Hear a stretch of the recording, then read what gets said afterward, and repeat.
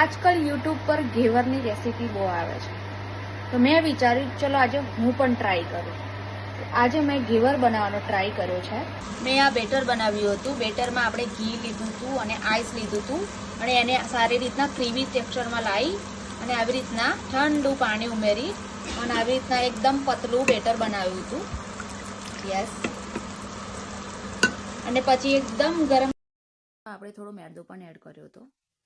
એકદમ ગરમ તેલમાં આ બેટરને મેં થોડી વાર એડ કરીને આવી રીતના વચ્ચે હોલ બનાવી જો આપણું ઘેવર એકદમ મસ્ત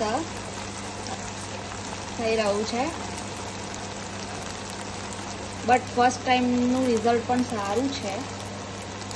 તમે જોઈ શકો છો આપણું ઘેવર સરસ મજાનું થઈ ગયું છે.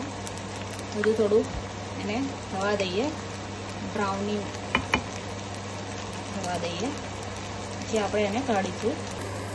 અહીંયા આપણે ચાસણી રેડી થઈ રહી છે.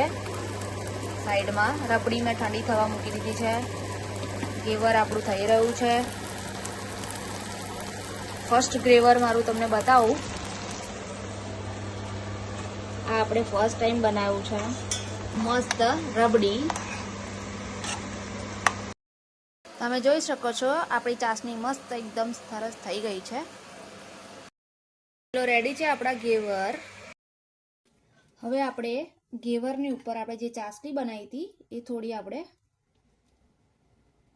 એડ કરીશું આવી રીતના.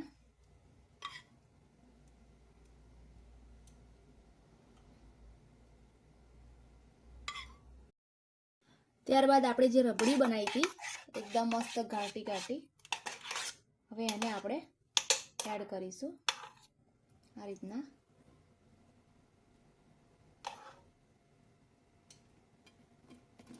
કરી દેવાની.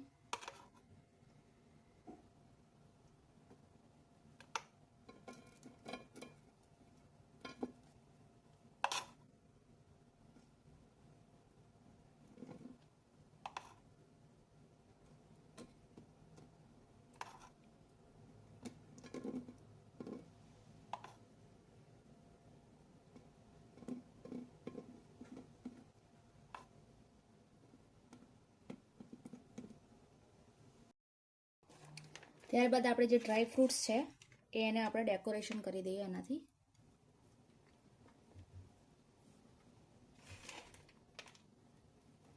કોઈ બી કેસર છે, ડ્રાય ફ્રૂટ્સ છે, કશું બી તમારી પાસે હોય તો તમે મસ્ત ડેકોરેશન કરી શકો છો.